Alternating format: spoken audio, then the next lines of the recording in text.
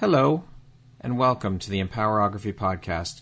This is a platform created for women's voices to be heard and a place to share their stories, journeys, and successes with the world for the purpose of helping other women who might be on similar journeys. We are empowering women one episode at a time. I'm your host, Brad Walsh, so kick back, grab one of your favorite beverages, and enjoy the stories.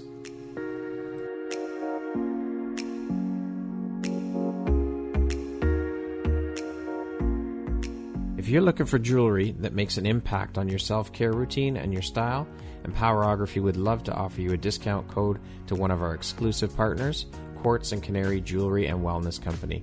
Please use code EMPOWER15 to receive 15% off upon checkout at www.quartzandcanary.com. Quartz & Canary is truly the place where spirituality meets style. Hello there, Brad Walsh here, your host of the Empowerography Podcast. Today, my guest is Dr. Jessica Dupont. She is a naturopathic doctor and a birth doula based here in the GTA. How are you doing today, Jessica? I'm doing fantastic. How are you? I'm very well. Thank you so much for taking the time to be here today and share a bit about your story and journey with us and be part of the Empowerography community. Oh, I'm very excited for this. Thank you so much for having me. So, as I mentioned, you are a naturopathic doctor, you're a birth doula, you are also a fertility specialist, a public speaker, and of course, last but certainly not least, your mom. How long have you been a naturopathic doctor now? So I graduated in 2013. We actually started seeing patients in 2012, but I wasn't licensed until 2013. So, oh God, 8 years now. Oh my gosh. It does. It does. Well, I mean, look, today is April 1st. We're already done 3 months of the year. It's crazy how quickly time is going. Oh, summer can't come fast enough. I agree with you. I echo that sentiment for sure. So what inspired you or led you down the path to become a naturopathic doctor? So all through high school and university, my goal was actually to go into medicine, to conventional medicine. And I didn't really know about alternative medicine routes at that point. And it wasn't until I got sick in my fourth year of university where I was kind of pushed down through the medical system. I had kidney issues and frequent UTIs, and I was basically just kind of brushed off and given antibiotics every time without kind of looking further into what was going on. So I was on 30 rounds of antibiotics in a matter of 2 years. So it was intense, but I didn't know any different, right? And no one else did. My parents didn't. And it wasn't until somebody said to me, you should go see a naturopath. And I was like, what the heck is that? I had no idea. Sounded like some kind of, Natural what? Yeah, I had no clue.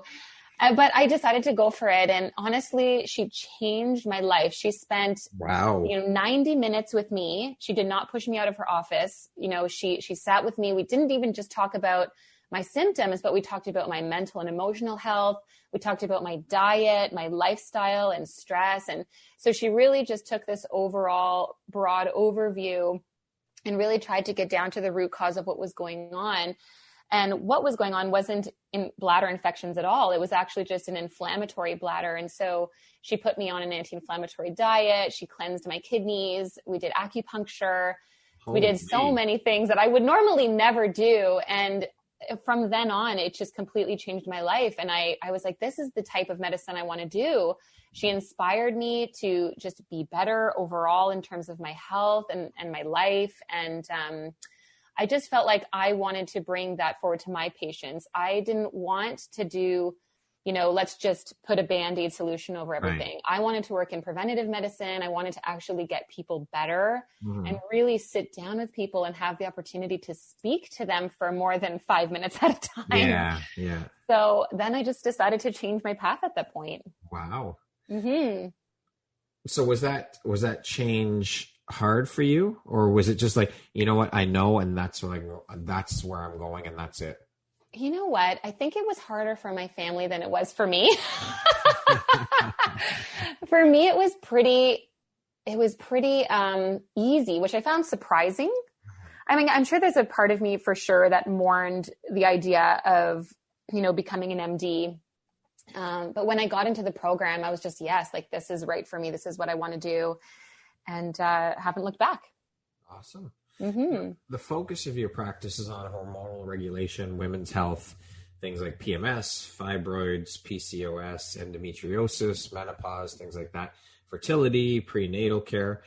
As a naturopathic doctor, why have you decided to focus predominantly on women's health issues, and what was the catalyst for that decision?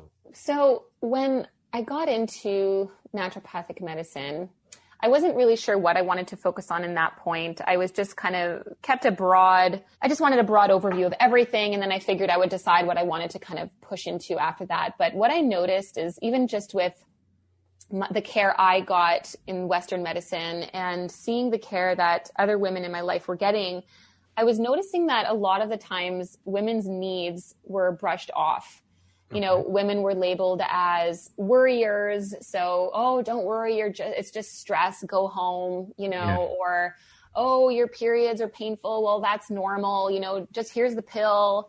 And so they're really true. Their true concerns were not addressed. And what I also started to notice is that with women, we go through so many different stages in our life where we require different things. Mm-hmm. So a woman who, has never had children before requires something very different than somebody who is postpartum or somebody who's menopausal, right? There's no kind of one size fits all approach, especially when it comes to women and the different stages that they are in their life. And so I really started to kind of get into that more when I was studying. And then definitely as I moved into practice, it really shifted towards women and really trying to inspire women to kind of take control of their health. Okay. So when you did start out with your clinic, then early on you decided that that's the focus of. Now, is it necessary for naturopathic doctors to pick a focus, or can it be more wide spectrum? It's very wide spectrum. Like we do see everything, but there are so many naturopaths out there that, from the naturopath's perspective, it makes more sense to focus on something so that you can actually, I guess, stand out from other practitioners. Right. Why I love it though, is that you can really, really give really good quality advice on a certain either like women's care or children's care or men's care, or you can focus in heart health or sports medicine. Like there's so many different avenues you can take, and you can just take your knowledge to like a whole other level. So are you now then only focused on women's issues? I would say predominantly yes, but I do see a lot of pediatrics in my practice because I work with pregnancy and postpartum women, and I help women go through childbirth as well. So I do see a lot of babies in my practice. And I would say that the men I do see are usually members of the wives that I see, or, or the children of the mothers that I see. But I would say predominantly it is women. Okay. Mm-hmm. Now, I understand that you've made it your mission to empower women worldwide to embrace their divine feminine power, take control of their health, and realize their optimal health potential so they can feel energetic, vibrant, and beautiful inside and out. Why have you decided to make this your mission? Why is this so personally important to you? So women are the epicenter of change. Mm-hmm. And I really do firmly believe that. Women have so much to offer in terms of just knowledge and skill. And I really do feel like when it comes to our future, our children are our future. And that all starts with women. Right. And I want women to be able to really take control of their health and really love themselves and love what they do, and really kind of empower them to make any changes that they need to do so that they can be at their optimal self. When I really truly believe that when women are optimal and healthy, they can go on to have healthy children. Yeah. And in terms, we create healthier communities. And that's really my goal.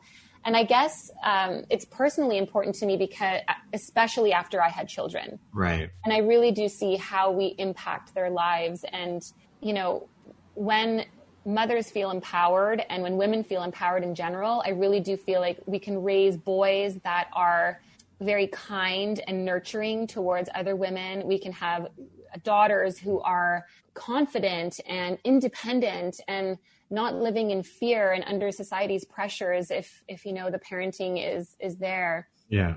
And so I really do feel that if we can feel vibrant and beautiful inside and out and encourage other women to do the same, then women are unstoppable. Awesome. Mm-hmm. Now, in the naturopathic medicine field, is it a predominantly female-dominated industry? It is. Okay. You'll notice that there are definitely male practitioners, but I would say predominantly naturopathic doctors are female. I remember in school, I think 95, we had 5 guys in our class. Wow. 5 guys in our entire, we had 200 students. I'm not sure why that is, to be honest. I'm not sure if it's an ego thing. And I really don't know. And I don't want to label anything. I'm really not sure. We are seeing more men and men come into practice. Okay. You'll notice that our patients are predominantly women as well. Yeah. And I think that's because in general, women seek out preventative care more so than men do, which is unfortunate. I really do encourage men to get ahead of, their illnesses and really try to figure, get healthy before something happens. Right. Yeah. So, more and more, we're seeing more men though. It is starting to change and we're seeing that shift, but for sure it's definitely more women. Okay. Mm-hmm. As mentioned at the beginning of our interview, I meant you are a birth doula. How did that all come about for you, and why did you decide to become a birth doula? So when I wanted to become an MD, I had originally wanted to be an obstetrician. Oh, okay. So I loved the idea of supporting women in labor and bringing children into the world. That was my heart was in it. That's really what I wanted to do. And so when I went into naturopathic medicine, I think that was the part I mourned the most. And I was like, how can I still do this? How can I still help women in pregnancy and labor, without being an OB? And I remember seeing a flyer for a doula course at the time. And I was like, oh my God, what's a doula? And I started, and I remember even seeing a psychic at some event back home. Yeah. And at the time I was like, I don't know if these psychics are real. I have no idea. She didn't know anything about me. And she held my hands and she said, Jessica, you have healing hands. And she said, you need to become a doula. I was like, oh, and I couldn't believe she said that to me because it was something I had been thinking about. And so fast forward, to the first births that I saw and all the births that I've done since then. I've done almost 400 births now. Wow. Mm-hmm. And I've had the opportunity of witnessing firsthand the strength and resiliency a woman has in pregnancy and childbirth. And I felt it myself. But I've also witnessed how their autonomy and choice gets taken away from them in the birth room. Okay. They're pushed into interventions that aren't necessarily required. They're told to have vaccinations and not really given an alternative. There's a lot of fear mongering as well that goes, really? Oh my gosh. It really isn't fair. They make women are led to believe if they're not going to make a certain choice that the doctor wants them to, that they're not making the right choice and being a bad mother. And of course they're not coming out and saying that, but women are made to feel that way because they're not really given alternatives and they're looked at like, well, why wouldn't you do this? Right? That's this horrible. Is your child, you're thinking, which it's really unfortunate. This really needs to change. And unfortunately, the media needs to change as well because in media, it makes birth look painful and there's tons of blood and there's tons of screaming. And it's really not like that. If you walk through the labor ward, it's quiet. Right? Or you might hear women doing like slow moans or groans or things like that, but you could tell that they are in their body and they are doing what they need to do and feeling everything they need to. And so really my goal with that is to help empower women again to take control of their birth because they're the mother, it's their birth, it's their baby. They have a say. And at the end of the day, they need to feel that they were supported and that their choices were heard and that their concerns were heard and hopefully be able to make an informed choice versus being told what to do. So when your patients come to see you, not necessarily for pregnancy, but if a woman comes in to see you and she happens to be pregnant, is it advertised that you're also a birth doula in your clinic? Like, do your patients know this ahead of time? Some do. I don't necessarily advertise it in my clinic space. I have it on my website. Okay. So a lot of people who do come to see me, they've been referred to me from someone else or they follow me on Instagram or see my website. So they have an idea that I am already. But there always does come a conversation between, okay, do you want to go the OB route or do you want to go the midwife route? And then from there, having an idea of what they want their birth to look like, it kind of gravitates into the conversation about a support at the birth. And have they thought about having a doula present? In no way do I ever say that they have to hire me as a doula. Right. Of course. I firmly believe that whatever person that they connect with the most is the person that should be at their birth. So we always do complimentary meet and greets just to make sure that, you're a good fit. But no, I encourage women to seek out the care that they need as long as they feel supported. Have you found that women are leaning more towards going the birth doula route in your patients that you've seen come through the clinic?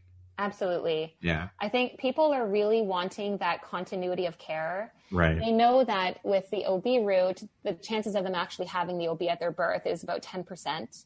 Really? So that low? Very low. So they're likely not getting a doctor that they've met before. They've obviously not met the nursing staff before, and the nurse changes over her shifts every 8 to 12 hours. So it's nice to have somebody follow you throughout your pregnancy, be able to treat, and be able to kind of treat any prenatal concerns naturally before resorting to medications. And then you have them there at the birth. They know you, we know their plan, so we can help them, adhere to their birth plan as much as possible. And then we follow them postpartum as well, just to make sure that there's that continuity. So you had mentioned midwife. Can you explain for people that don't know, what is the difference between what's a birth doula's role versus a midwife's role? Sure. So a midwife's role is a primary healthcare provider at the birth. So when you're choosing a primary healthcare provider, you either go, the family doctor OB route, or you go the midwife route. Okay. So the midwives, they're very much proponents of natural birth. And what I mean by that is allowing your body to labor as intended to. They're not against epidural. They're not against Pitocin and all these other things, but they do try to allow your body to do what it needs to do without intervening unless they absolutely have to. Okay. But they're the ones that are going to be doing, the blood pressure checks, checking on the baby, doing cervical exams. So just making sure that mom and baby are healthy at the birth themselves. Okay. Where the doula is there as the support person to do natural pain relief and emotional support for the laboring mother and her partner. Oh, okay. So, we're the ones there squeezing the hips, doing massage, putting pressure on the sacrum. As naturopaths, we could do acupuncture and homeopathic remedies as well. Okay. Bringing her water, bringing her through visualizations and just keeping her calm and things like that. So it's a very different role, actually. Okay. So as you mentioned, when you said that you were speaking with a psychic and she told you about being a doula, I mean, from there to the point where you are now, you've created the Naturopathic Doula course. I mean, you took a course and now you've created your own course and you teach naturopathic doctors across North America and the UK. What inspired you to create this course? How long did it take and how long have you been teaching the course now? Okay, so I've been teaching this course now for about 6 years. Okay. I think 6 years. So what I wanted to do was bring doula care into the naturopathic world because I really truly believe that as naturopathic doctors, we have so much to offer women in terms of pregnancy and birth care and postpartum care.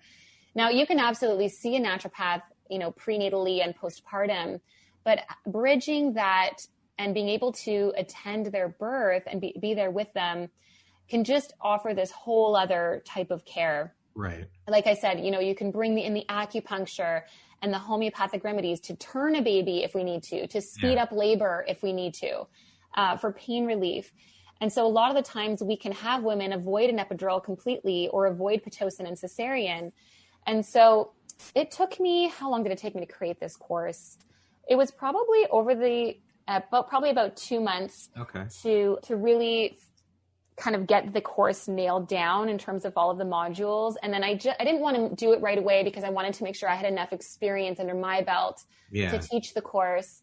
And so I just knew that there had to be this avenue for these people like me who were coming into the program wanting to really support labor and childbirth. And so giving them so they can actually do that. Right. And it's been a very successful course. People love it. People love that they know what to do if someone needs to be induced for labor or, anything like that. So it's been great.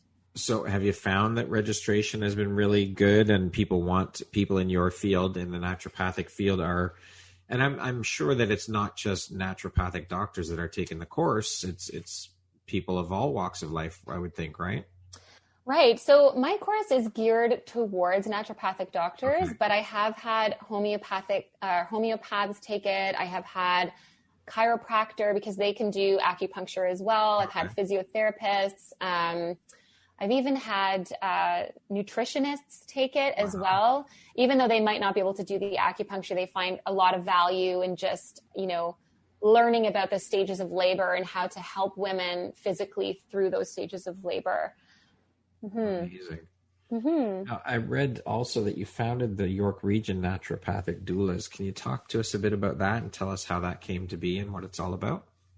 Sure. So we're a group of naturopathic doctors that are doulas as well. Okay. And so I think there's about 8 of us now, and we service the entire GTA. So even though we're called York Region, we do service women all over. And so basically we're just a community of the naturopathic doctors who can offer women this care that's covered by naturopathic benefits, because it might not be financially feasible for someone to afford a doula outside of having benefits. So that's a wonderful thing about it. But it really came to be just because I was probably one of the only doulas in York Region at the time that I founded this. And I found it very difficult to support all the women who were wanting my care. Yeah.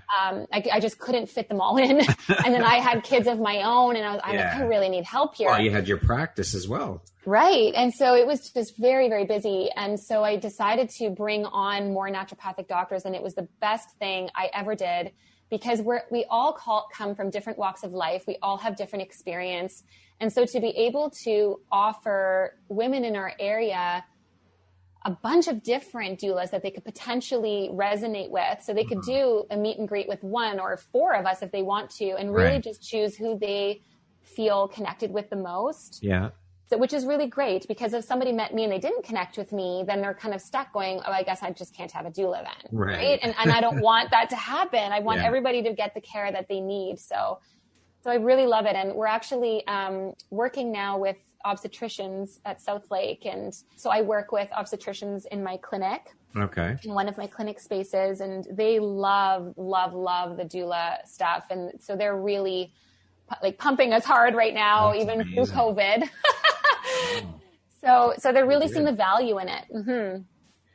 You are one hell of a busy and ambitious woman. You're also the creator of the online fertility program called Baby Bloomers. Where did the inspiration come from for that? And tell us more about that program.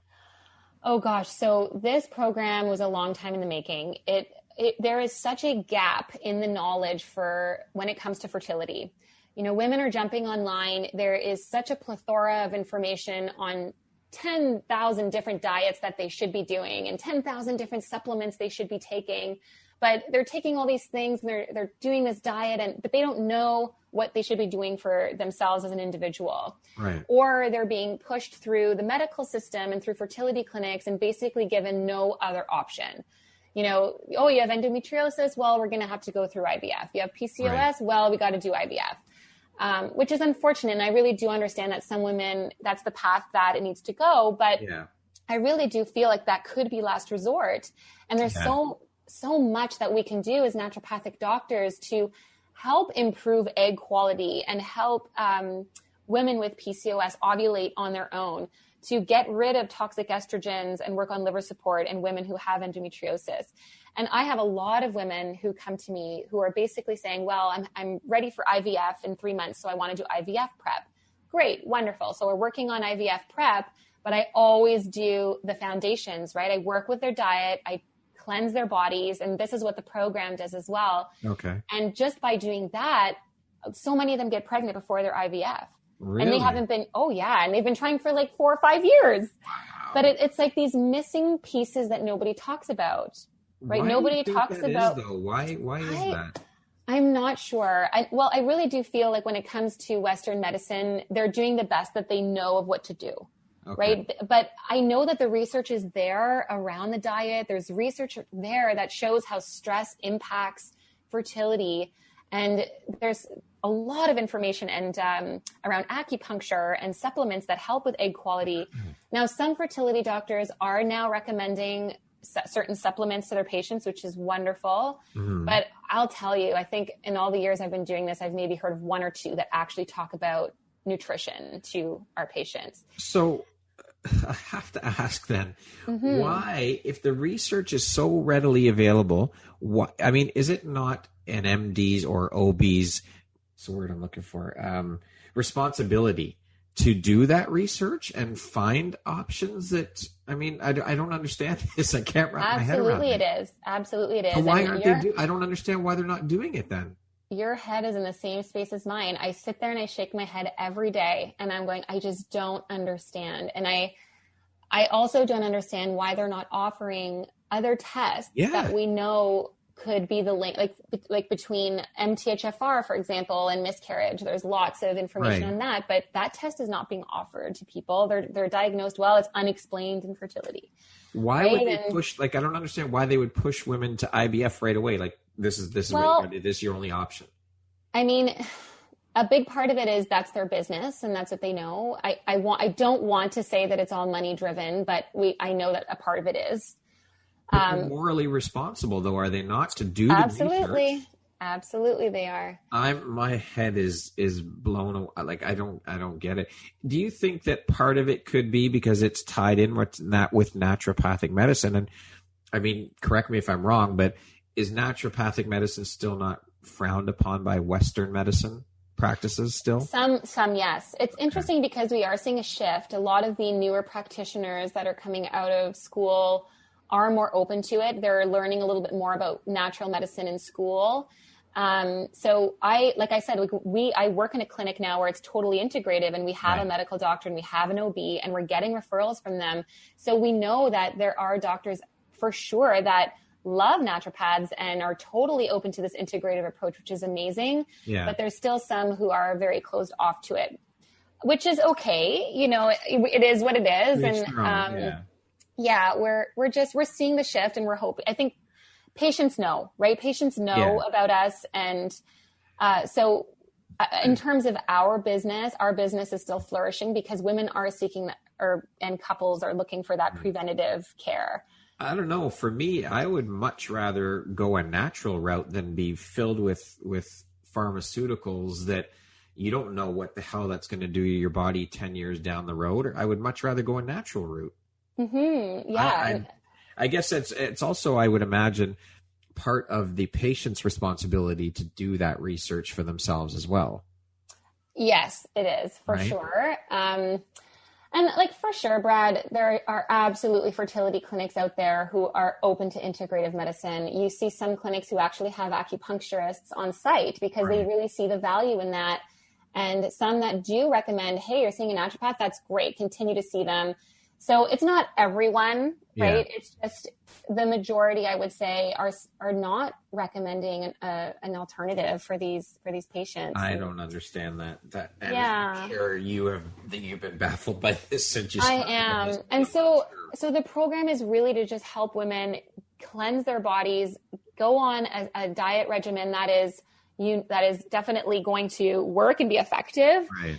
In just bumping up their antioxidants and then also talking about certain conditions and action plans for those so that and even comprehensive testing that their doctors or that they may not have thought about. Right. So they can take the information from the program and bring it to their doctors and say, hey, what about this test for me? Or what about this supplement for me? Could this be beneficial? So it just helps empower women again to really take control of their own fertility because no one's going to control it for them. No, true. Right? So I wonder though how that would go over, them taking that information from, say, you to their MD or their OB and saying, you know what, why don't we try this test?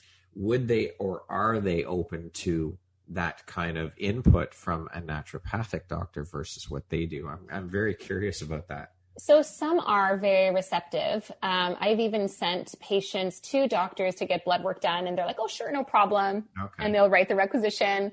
Now we could do requisitions ourselves, but we're not covered by OHIP here in Ontario. Right. But you do have some that are very, very resistant and stuck to their ways. And and it is what it is. I mean, I just say you have to try. And at the end of the day, they get, even if it wasn't coming from me, they're getting it from their patients anyways. Patients are taking their health into their own hands and doing their own research and coming to their doctors and saying, hey, I read this online and this research paper is showing this. Yeah. Can I try this? Yeah. Right. And you can't deny the research and the facts. And so, but some doctors are very resistant. Yeah. And I think, I honestly, I'm not sure. I don't think it's necessarily a profession thing. I think that's just an individual thing. Okay. Perhaps it has to do with ego.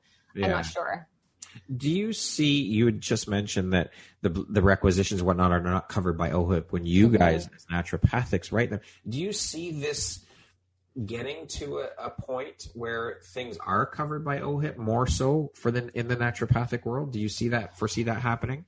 I don't. And I don't think that naturopathic doctors would want them to be honest. Okay. If we are covered by OHIP, we would kind of fall under the same business model as a medical doctor. Okay. So we're covered by the same, like, professional standards and things like that. Yeah. The Healthcare Practitioner Act. But when it comes to OHIP, you're basically billing per client. And for any naturopath to, if you're going to, because obviously this is our profession, this is what we do for a living. Yes. For us to make money, you'd have to see a heck of a lot of patients in order to like stay afloat. Yes. Right. Which means now we're falling into this model of, well, I need to see like 20 patients in a day, which means I can only see people for 7 minutes. Yes. And naturopaths don't want to do that. We want to be able to spend an hour and a half with our clients or 30 minutes with our clients and not have to worry about being on time constraints and things like that.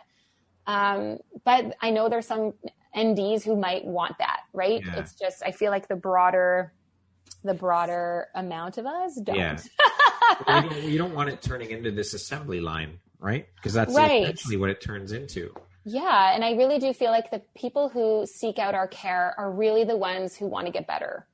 They're the ones that want to put in the work. They've been passed down through the medical system and they're ready to just be like, enough is enough and we need to get control of things. Yeah. Well, companies are now covering naturopathic doctors through their benefits. So that helps take the burden off the patients as well. I mean, but for us entrepreneurs or solopreneurs, I mean, we have to dish out a pocket for that type of thing.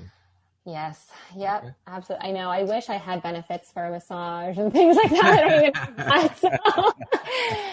But yeah, I mean, we don't get benefits either. Yeah. Me and my husband and I were both, we own our own businesses. But the way we look at things is like, if you're going to make an investment in anything in your life, it should be in your health. Yes, for sure. And so if I need to go see a dentist, I will go. And if I need to take care of my health, I will go see my naturopath. And I won't hesitate because of finances, because I know there's other places and areas in our life where we can pull finances from. Right.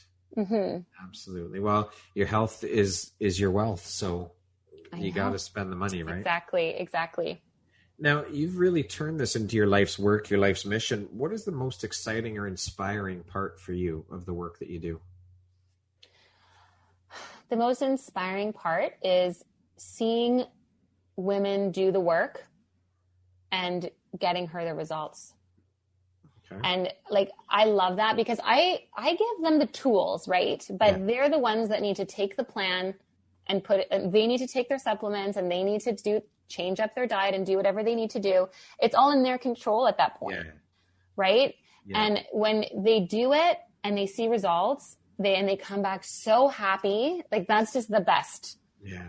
I can't tell you like how happy I am when I get somebody who's been on a plan for 2 months and they get pregnant, or their diabetes completely reverses. And it's because they did the work. You've had patients, their diabetes completely reverse? Oh, for sure. Diabetes can absolutely reverse with nutrition and lifestyle changes. That's incredible. I mean, the being able to get pregnant, that must just blow your mind when that happens. Especially for people who have been told that they will never be able to conceive on their own. Yeah, absolutely. I couldn't even imagine how you must feel getting that kind of feedback and seeing that happen. Because I know that there's something missing. There's got to be something. let's find it. And again, and again, though, this goes back to what I was saying before. It's like, why are the doctors, it is their moral responsibility to do the research and give these options to their patients. So it's mind blowing to me that you wouldn't do that as a doctor. You're ethically bound to do things like that. Are you not? Absolutely. You are. Wow. So I'm sure we could do a whole podcast episode and then some on that topic. I know. And you know what? And I'm not even like the best person to talk about, what's going on with the medical system because there's so many things. Yeah, it's broken. I feel like I'm just one small little broken piece of that, but it is a broken system and it's unfortunate. Yeah, it is. Well, thankfully for doctors like yourself, patients have that option. So that's a good thing. That's one positive out of that, right?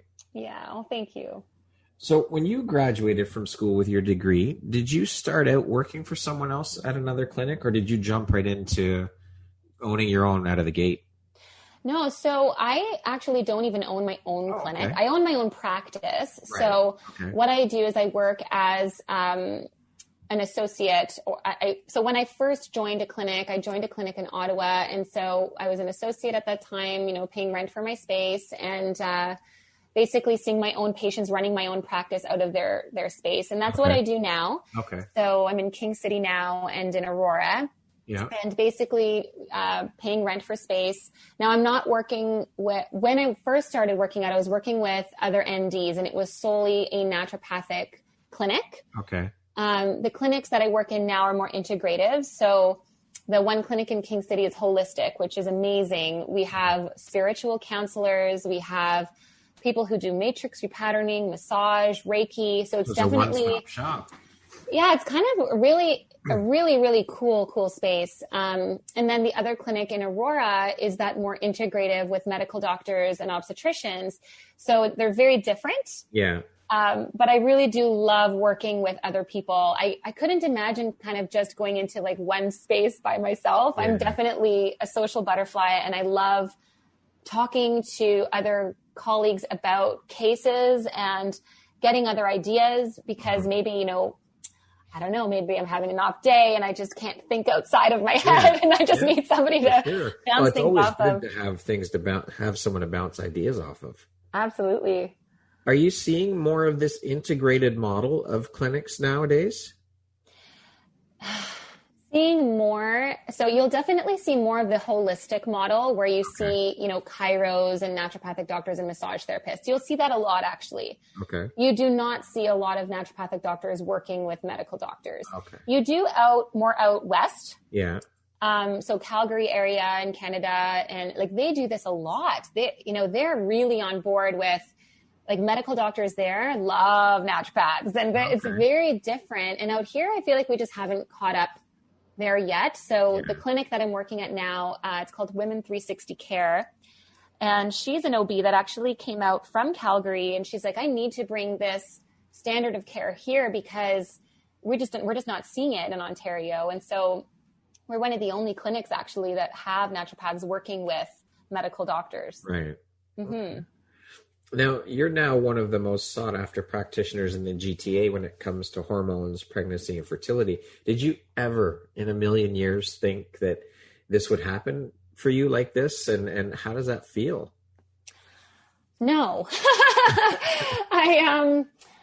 It's kind of funny because a lot of the patients I get are strictly referral. And I never, especially when I first started out, I remember struggling to get patients. Like I remember sitting there sometimes with 2 patients for the entire day and thinking, why am I doing this? What kind of, and a lot of NDs start that way because we are a very saturated model. And I guess what I decided at that point was I'm just going to do what I do. Yeah. And the patients that I see, I'm going to rock those patients, and from there it just flourished into word of mouth. And a lot of the people I see too are like, oh, I follow you on Instagram. And so I get a lot of patients from that and people who are finding my programs. And so it's really amazing to hear when patients are talking about me, like with their colleagues and their friends and following me. And not that it's not an ego thing for me at all. I think I just love being able to reach a broader audience. For sure. Well, right? I mean, you're an entrepreneur when it comes down to it. You are a business person. So that's, I mean, these, like you said, when you had 2 patients, you're like, what am I doing this for? It's all that self-limiting beliefs and, you know, the struggles of starting a business and growing it and getting to the point where you are now. It takes time and work, right? Yeah, it took a lot of time, a lot of work, a lot of getting over my ego and about beliefs of what I deserved or expectation. I had to let go of a lot of expectations. Let's put it that way. I grew up in a household where there was a lot of expectations put on me, and I don't blame my parents for that. I love my parents and they inspired me. But it made me put a lot of pressure on myself. And so to me, I defined success at that point, I defined success as like, well, I have to have a lot of money and I have to have a lot of patience, then I'm successful. Right. Right. And so when I wasn't getting that, I felt like a complete failure. Right. Well, that plays into that self-limiting belief stuff and mindset. That mindset is such a key piece of that puzzle. So speaking of success, what do you think your unique skill set or superpower is that's helped you become successful? I feel like it's my empathy. I can really empathize with people and my patients. Like I can really step into their shoes and know exactly how they feel. And I'm a very energetic person too. So I can actually feel when their heart hurts. I can feel when their chests are constricting, when their stomach hurts. And so I can really get them to shift what they're feeling emotionally and physically. And I feel like in part that has shifted so many of my patients' lives because like you said, mindset is so important. And so like the first module in my fertility program is fertility mindset. Right. And I don't quit. I don't give up on my patients. I have so many patients ask me, at what point are you going to tell me that this is not going to happen for me naturally and I'm going to have to go the IVF route? Or at what point are you going to tell me that I have to go through an egg donor? Right. And I tell them, and I say, I'm never going to tell you that because I don't quit. And I really do believe that anyone can heal. Amazing. That's incredible to give that reinforcement to your patients as well and give them that hope. Like that's absolutely. I mean, I don't make promises, of course, no, of course not. But I do believe that our bodies are incredibly powerful and we do have this innate wisdom to heal and we just have to tap into it. But to give your patients that hope by telling them that you will not quit that and you will not give up, you will not stop. That is incredible. That is something that your patients would appreciate. I'm sure that's amazing. I mean, how many doctors do that? You know what I mean? Like, I think that's incredible. That's very, very admirable, and it's inspirational as hell. Thank you. And I really do love that I work with so many amazing women who do the same. You know, my colleagues are so wonderful, and I really try to surround myself with those practitioners who they do it as well. They see the value in these women and in their patients and really try to get down to the root cause of what's going on, and they don't stop until they do. That's very refreshing to hear that there are others out there. For sure. It's not just me. I don't take all the credit. To hear though, like that's amazing. That's refreshing. That's amazing. Oh, thank you. I love it. So again, keeping with the train of thought with success, you had mentioned what you used to think success was. So how do you define success now? What does that word mean to you now, Jessica?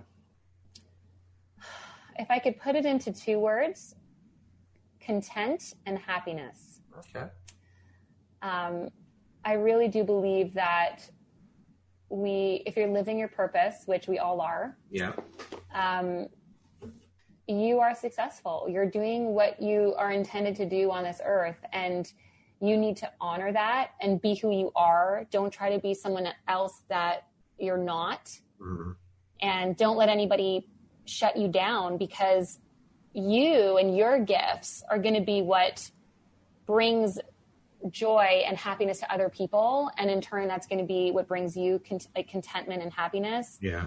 And so for me right now, I feel successful. You know, I have my husband, I have my beautiful children. I feel very happy with what I do. I'm okay if I fail or what I consider a failure. Yeah.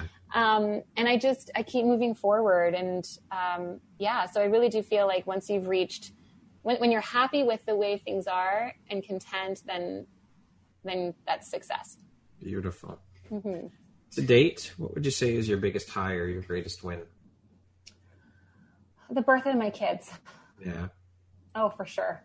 It was such a life-altering experience. Mm-hmm. And it's literally, they always say, you're birthing children, but you're also birthing mothers at the same time. And your whole perspective about life changes. And it's not easy, right? Going through pregnancy is hard, and going through childbirth is hard, which is one of the reasons I do what I do. And I really feel like so proud of myself for bringing my kids into this world. They are amazing, amazing children, and they are going to move mountains. And not because of me. I see them and their potential, and I'm really trying to nourish that. Yeah. And my first birth was not what you would call natural by any means. I totally fell off my birth plan. Yeah. Ended up getting epidural, Pitocin, almost ended in a C-section. It was not the home birth that I planned, but I still felt very empowered and supported throughout that birth. And my second birth was the home birth that I had wanted. And so it was very, very different. But I don't feel like I was robbed in any way in my first experience.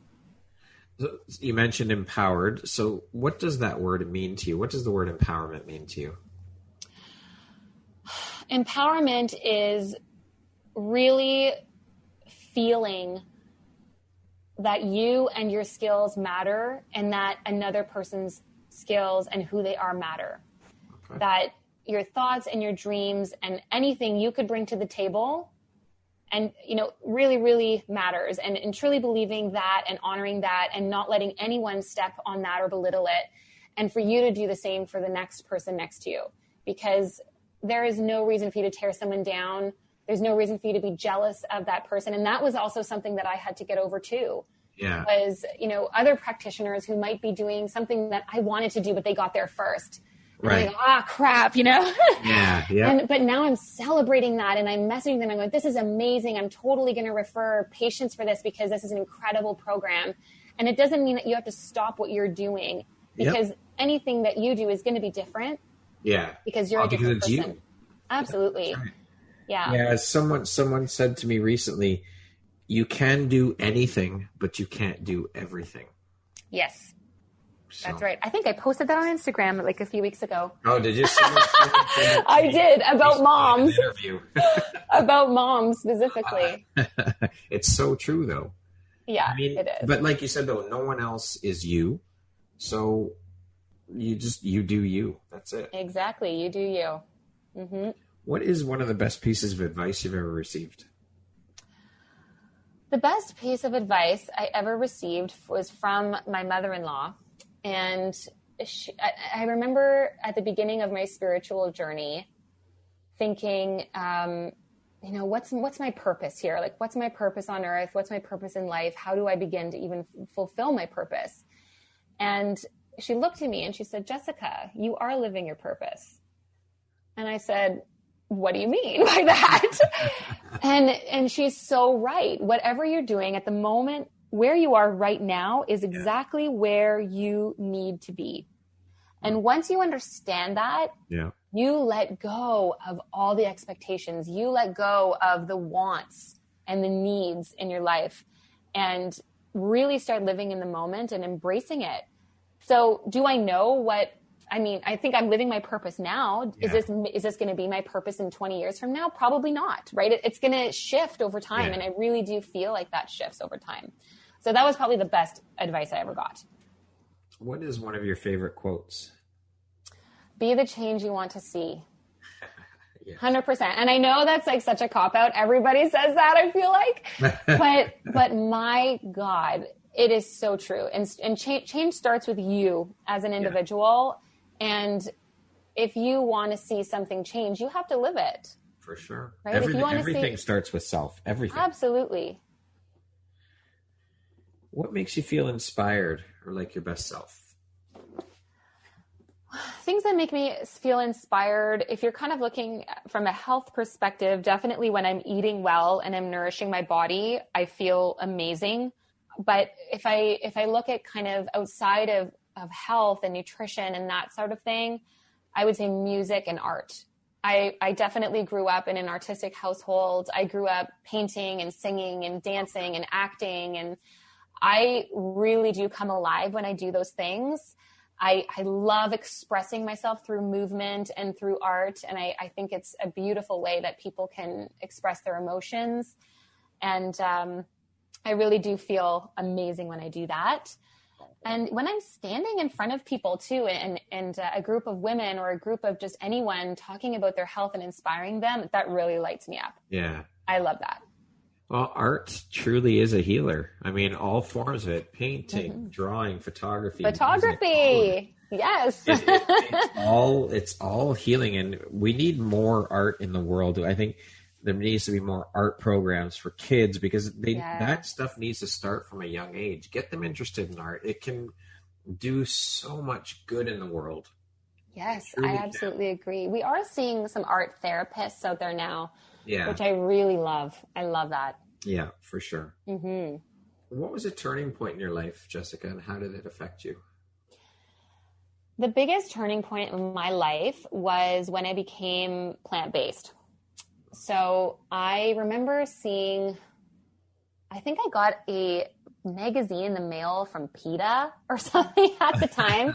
I was in my second year of naturopathic college, actually. And I remember just reading about what happens in the farming industry. And then I started doing my own research into it because I wasn't just going to kind of solely rely on PETA, but I just really started diving deep into the stats around the farming industry and what was going on. And I was horrified. Yeah.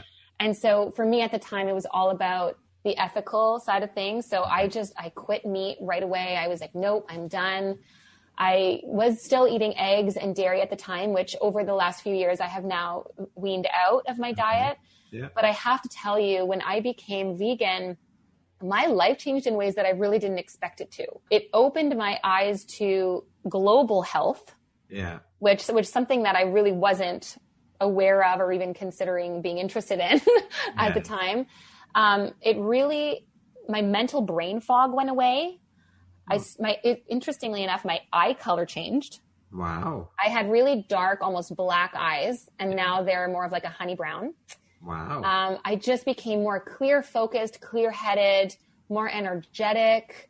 I lost a lot of water weight at the time as well and became a more healthy weight for me. I felt alive. And I feel like my spiritual, I don't know. I feel like when I was eating meat, there was like this blockage there, which stopped me from really connecting, I guess, with the environment and others. And when I became vegan and plant-based, I don't know, it was like this, it lifted and I just felt such a connection with the universe. And I don't know, everything shifted for me. Interesting. Mm-hmm. What advice would you give someone wanting to pursue a career similar to yours? The best advice I can give is do it because you love it and not for the money. Because well, I think that's true with anything. Oh my gosh. But because honestly, like I said, the first few years of doing this, you're not really making much money, right? If anything, you're just going further into debt and you're questioning why the heck am I doing this? And as you did. Oh, exactly. You really, really have to love it. Yeah. And if you do, you will be successful at it. Yeah, I really, truly, and wholeheartedly believe that with anything. Absolutely. You can do anything in life that you want to do. And if you do it out of passion and love, the money will follow. It will come eventually. It may take time, and it will take time, but it will come. Mm-hmm, for sure. Exactly. What is the one common myth about your profession you'd like to debunk? That we're all quacks. Oh God, I can't believe we still hear that and hear that word, to be honest. Oh my God. I think that's more associated with MDs though, is it not? Oh dear Lord. But people have to know we are evidence-based, right? Yeah. We do 4 years of university with medical programs. Then we do 4 years of medical college, 4 years of nutrition. We're 12 years. Oh gosh, 8 years, right? We do 4 years. 4 years of the nutrition is incorporated in the 4 years of naturopathic college. Wow. But we diagnose, we do physical exams, we do blood work and testing. So we are primary healthcare providers, and we're evidence-based. We're not just throwing random things at you. Now, of course, every practitioner is not the same. There's definitely a lot of naturopaths who work on the more energetic side of things, but some people really love that. Yeah. And then there's the myth that you have to choose one or the other, right? You have to choose a natural route, or you have to choose the Western medicine route. And that's not the case. The integrative model is the best way to go. Yeah. Mm-hmm. What is your personal motto? I think something you'll hear me say a lot is change your story or change your narrative. And I say that a lot to people who are stuck in repetitive negative thoughts or patterns. You know, people, if I can give you an example, somebody who has been struggling to get pregnant for a long time thinking, well, I'm not going to get pregnant and this is just not going to happen for me. You know, I've been trying for so long. I've had 6 miscarriages. I'm going to have another one, you know, things like this. And I sit down with them and I say, change your story, because they are telling themselves this over and over again. Or women who are given a diagnosis of PCOS and then they just think, well, I'm not going to be able to get pregnant on my own. That's it. Right? Oh, I have diabetes. I'm not going to lose the weight. Yeah. Well, that's not true. Right? So we need to change that story and change that narrative. And you'll hear me say that a lot. Well, that also goes back to that mindset piece that you mentioned too, right? Mm-hmm. Yeah. What would you say is one of the most important things you've learned in your life? And what was your life like before learning it? And what was your life like after learning it? It's kind of going back on what you said earlier about, you know, the universe will kind of provide you with the income if you're doing what you love. And I had to learn that over time. Yeah. I had to let go of perfection and release anxiety around the competition and things like that. And I really had these kind of ideas about money, probably stemming from family and things like that. And it was really my husband who changed my mindset around it. And so we stopped thinking about the money and worrying about it and just kept doing what we loved. And never had I had to worry about getting food on the table. I have a roof over our head. We have clothes on our backs and the bills are getting paid. So no, I'm not making millions of dollars, but I don't need to. I am so happy with where I am. And I'm so thankful that I had that turning point, because I had so much anxiety around making money and making sure my kids were healthy and had opportunities and all these things. And all they need is love, right? So yeah, that was probably the biggest lesson I learned. Happiness over money always. I mean, you could have all the money in the world and be miserable. What good is that? Yeah, exactly. I mean, think about the amount of years we spend working in our lives. Why wouldn't you want to do something you love doing? Why would you want, I mean, I don't know of anybody that would want to go to work miserable and be miserable all the time. I mean, I did that for years working in the corporate world. I was miserable. I hated it. And it wasn't until that mindset shift where it's like, you know what? Enough. I don't want to do this anymore. This is not lighting me up. This is not making me happy. I have to do something else. I mean, it's not always easy. Fear plays a huge part of that, but I mean, because of how much time we spend where I would rather be happy than miserable and making or having that comfortable living and having the benefits and having this and that of a corporate job or a steady job, whatever you want to call it, as opposed to being happy.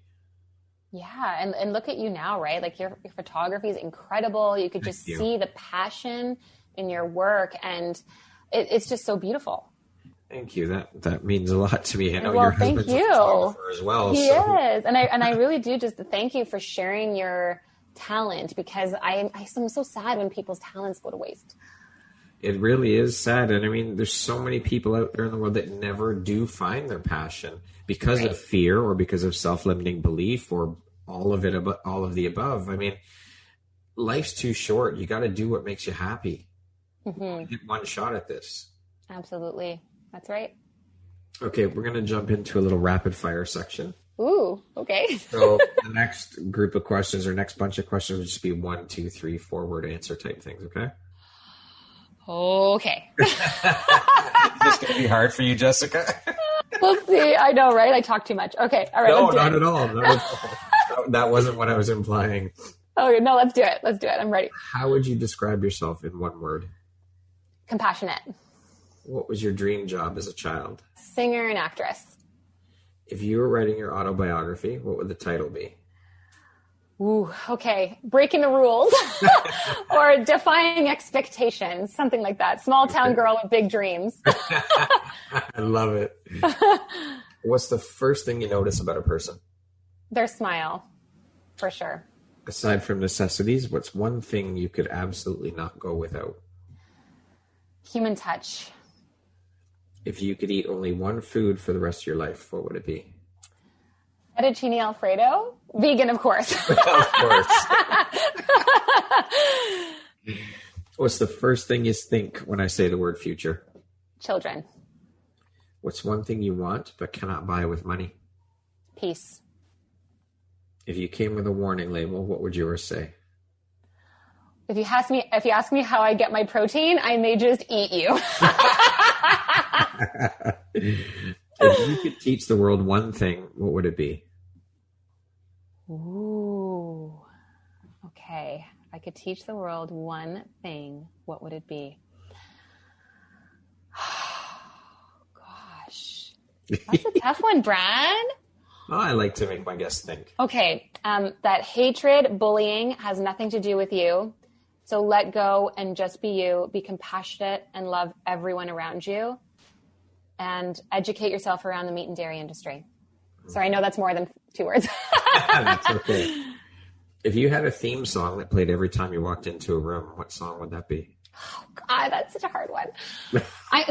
Reason being is because I'm so terrible with names of songs. I could recognize songs, but like knowing names of them go over my head. So I'm going to say the Harry Potter theme song just because I'm obsessed with Harry Potter and I love it. And I feel so like happy and excited when it plays. Or maybe Eye of the Tiger or something like that. Something fun. Sure. If you could change one thing about the world, what would you change? The meat and dairy industry. Okay. Mm-hmm. That concludes our rapid fire section. Okay. Now back to our regularly scheduled program. Okay.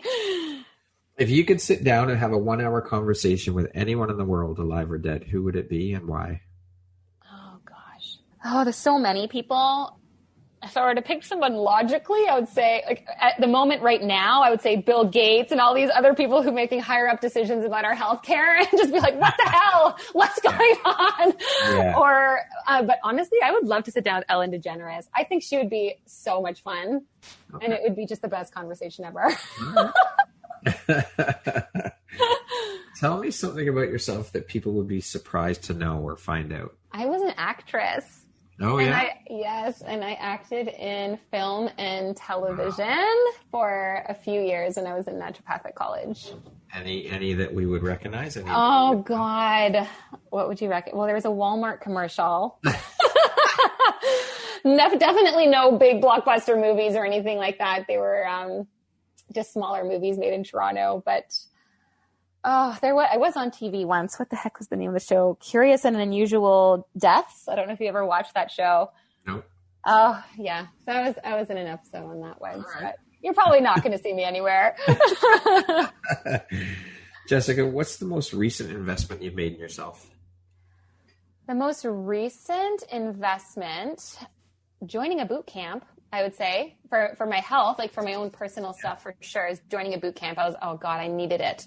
I needed to get out of the house and get into moving. But in terms of my career, definitely joining the clinic with the OB and the MD was an investment, and it was probably one of the best investments I made.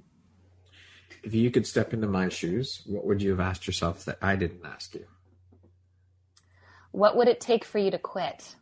Okay. What would it take for you to quit? Nothing. Not going to happen. Not going to happen. I would hope not, since you tell your patients that you won't. Exactly. Jessica, if you could go back and give your younger self one piece of advice, what would that piece of advice be? I think about this often, and I think it would be to not take your child life for granted. So I remember growing up as a kid, and I couldn't wait to grow up. I just want to be out of the house. I want to be on my own. I want to be married. I want to have kids, and I couldn't wait. And then as soon as it all happened, I'm going, oh my God, I miss being a kid. And I wish that, so I would tell myself to just embrace the years that you have to laugh and play and be ignorant to the chaos of the world. Because honest to God, like, I just love how they don't know, like, everything going on in the world right now. And then I'd probably also say, hey, there's this thing called Google and iPhone that you need to really get on developing so before anyone else does. Right? Yeah. Get in early. Get it in. Yeah. So funny. So I'm sure you impart that onto your kids in terms of don't grow up too quick. Don't wish, they're later years. Yeah, no, they're 1 and 3, so they don't know anything about that yet. But as soon as they start telling me stuff like that, for sure, I'm like, you need to embrace this right now because these are the best times of your life. For sure. Mm-hmm. Lastly, Jessica, if you were to deliver your last 30-second speech to the world, what would that last 30 seconds sound like? Okay, I'm going to sound like I'm saying an actual speech here. Okay. Look around you. If you see love, then you've done good. If you see hate, you have not yet seen how much love can change the world. Peace can only be found in accepting the things you cannot change, but being a marked example for the things you can change and want to see. And change starts with you, but together, we're unstoppable. I'm Jessica Dupont, lover, artist, enthusiast, daughter, sister, wife, and mother. And even though this is my final speech, I'll be damned if it's the last time I'm heard. I love it. There you go. Awesome. That is maybe I'll write that on my gravestone at the end of my life. That is awesome. Jessica, thank you so much for taking the time to be here today. This was an absolutely inspiring and beautiful conversation. I've learned a ton. Thank you so much for sharing your knowledge, your journey, and just incredible the work you're doing. And you are a damn busy lady and ambitious, and I just love it. It is all so infectious and just so inspiring. You're an amazing woman. Thank you. Oh, thanks so much, Brad. And thank you so much for bringing us on here to talk about our journeys and for being just such a pivotal role in the women empowerment movement. I think that the work you're doing is so amazing, and I'm so, so, so blessed to be a part of it. Thank you. I am honestly, truly honored. And I tell all the women this, that it is my honor to have you women as part of this community and as part of this movement, because without all of you, this doesn't even happen or exist. So thank you. I am truly honored to have you as part of, and that you want to be part of the community. So thank you for your contribution. Thank you. Once again, my name is Brad Walsh, host of your Empowerography Podcast. Today, my guest has been Dr. Jessica Dupont. She is a naturopathic doctor and birth doula based in the GTA. Thanks so much, Jessica. I hope you have an amazing rest of the day. You too.